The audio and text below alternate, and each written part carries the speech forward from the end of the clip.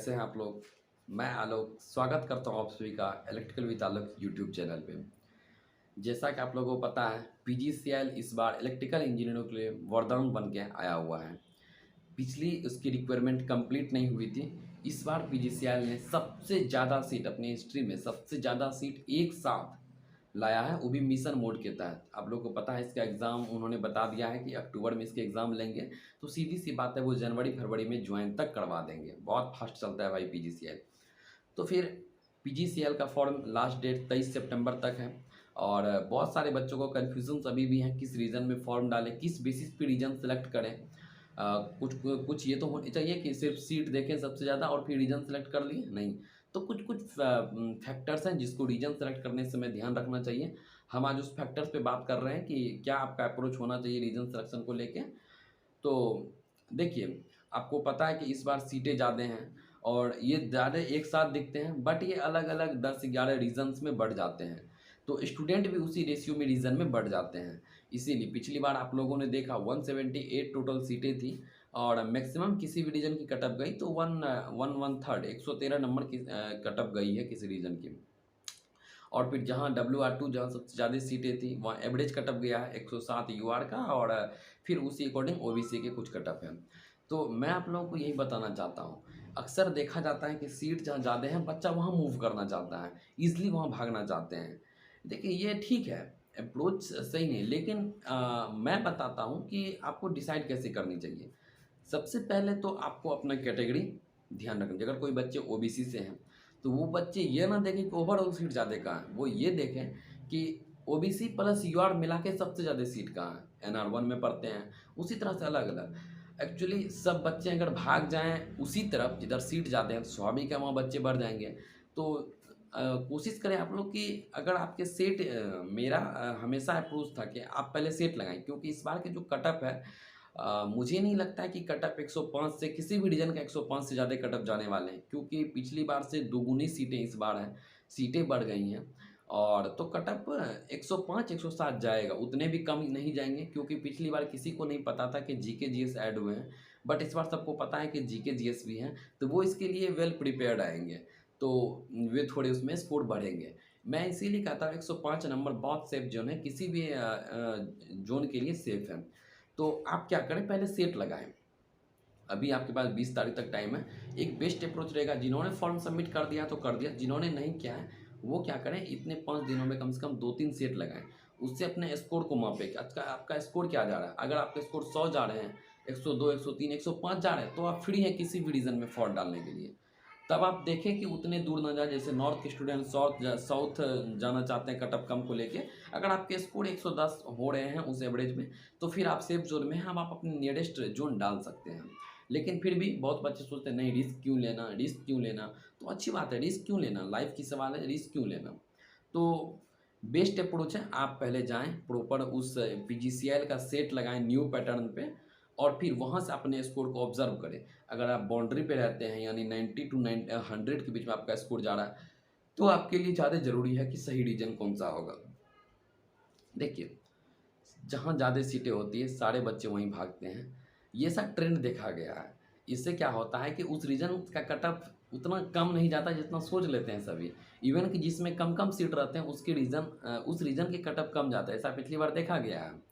85 किसी रीजन का 95 cut off आ चुका है, जबकि किसी रीजन का 113 कट ऑफ है। तो आप देख रहे हैं यहाँ पे 13-5 18 से लेके 20 नंबर का वेरिएशन है कट ऑफ में। इसीलिए ये बहुत सावधानी से भरने की चीज़ है। तो मेरा अप्रोच यही रहेगा आप लोगों के लिए, आप लोग पहले जाएँ, पेपर अटेम्प्ट करें। अभी 5 दिन समय है, अभी फॉर्म भरने में तो 5 दिन क्या, अभी 8 दिन समय है, तो कोशिश करें आप 3-4 सेट लगाएँ डेली और उसके स्कोर से आप फिर अच्छे से डिसाइड कर सकते हैं। अगर आप सेफ ज़ोन में आ रहे हैं, 110 प्लस आपके स्कोर आ रहे हैं, तो फिर आप सेफ ज़ोन में हैं। फिर आपको बहुत ज़्यादा दूर जाने की ज़रूरत नहीं है, आप नियरेस्ट रीजन डाल सकते हैं।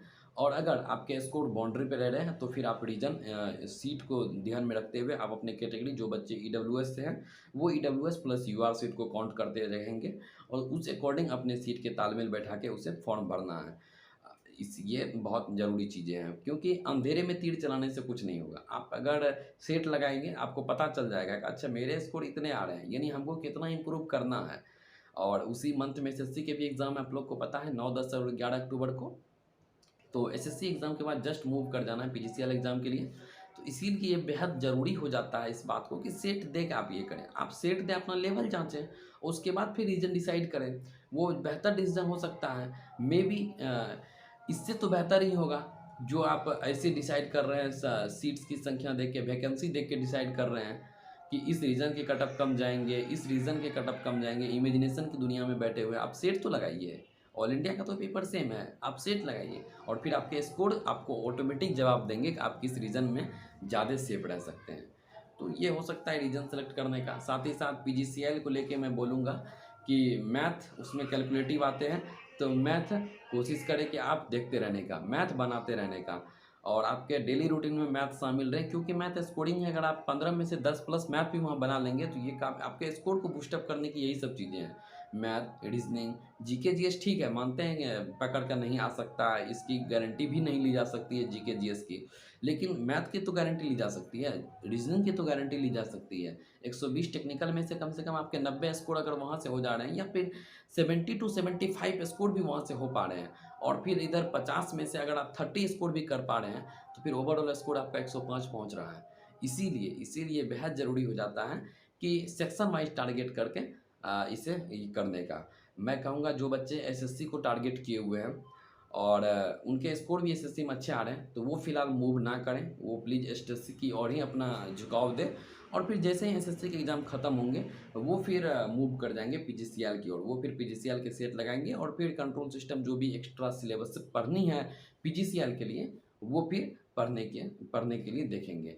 तो यही डाइवर्ट नहीं करना है, दो नौ पे पैर कभी नहीं रखें। आप पहले एसएससी को देखें और ऐसे भी मेरा जहाँ तक अनुमान है कि लास्ट अक्टूबर में ही पीजीसीएल के एग्ज़ाम होंगे, उससे पहले तो नहीं होंगे। लेट जा सकते हैं बट पहले नहीं होंगे।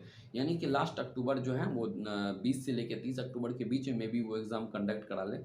ये मिशन मोड है तो इसीलिए सब कुछ इस बार जल्दी हो रहा है। आप लोग देखे भी कि अभी थर्ड वेटिंग लिस्ट क्लियर भी नहीं हुआ किसी जोन का, ज्वाइनिंग भी नहीं लिए हैं और तब तक न्यू रिक्वायरमेंट जारी कर दिया है। तो पहले रिक्वायरमेंट आई ही थी तो बहुत कह रहे थे फेक था, बहुत कह रहे थे नहीं फेक नहीं है, ओरिजिनल है, फेक है, ओरिजिनल है। फिर उसके बाद ऑफिशियल नोटिस जब जारी हुआ 1 तारीख को तो फिर ये ओरिजिनल पता चला, ये ओरिजिनल है, सही है। तो एक मतलब एक वरदान साबित है, क्योंकि किसी एक डोमेन में, खासकर मैं इलेक्ट्रिकल की बात करूँ और 344 सीटें एक साथ, और अगर इस बहती गंगा में आप हाथ नहीं धो पा रहे हैं तो फिर बहुत सोचने की बात है इस पे। बहुत बच्चे वेट कर रहे हैं आरआरबी। आपको भी पता है कि आरआरबी आज 1.5 साल से आ रही है और आते रहेगी। अभी कब आए, और आने के बाद भी वो 2 साल 2.5 साल का प्रोसेस है आरआरबी। उतने दिन खुद को मोटिवेट रखना, उतने दिन पढ़ाई में खुद को लगाए रखना एक बहुत बड़ी चैलेंज है। एक अच्छा मोटिवेशन, एक अच्छा एनर्जी लंबे समय तक नहीं रहती है। इसीलिए आप लोग कोशिश करें कि ये वनडे एग्ज़ाम है और बेस्ट जॉब है पीजीसीएल, ये इलेक्ट्रिकल वालों के लिए।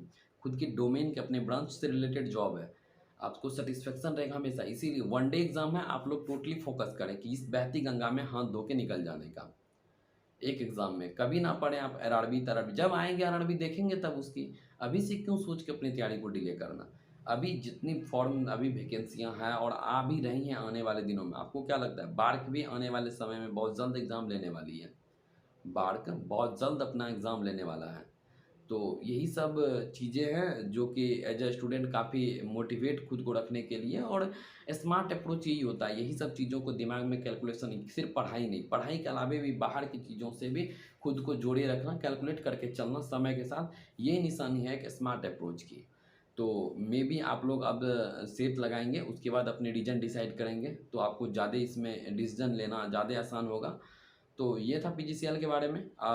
कभी हम लोग एसएससी के बारे में ज़्यादा बात करेंगे। पिछले वीडियो में आप लोग एसएससी के बारे में देखे थे 20-25 दिन में क्या शेड्यूल होना चाहिए, और फिर उसी तरह से हम लोग गूगल मीट सेशन करते हैं। जैसे आप लोग को पता है गूगल मीट सेशन भी हमारा पिछले 3-4 गूगल मीट सेशन हो चुके हैं और आने वाले दिनों में back to back Google Meet session मैं अरेंज करने जा रहा हूँ ताकि स्टूडेंट से डायरेक्ट इंटरेक्शन हो सके एग्ज़ाम तक। तो चलिए ठीक है, मिलते हैं हम लोग नई वीडियो में, मिलेंगे नए टॉपिक के साथ। तब तक के लिए अपनी तैयारी को जारी रखें। धन्यवाद।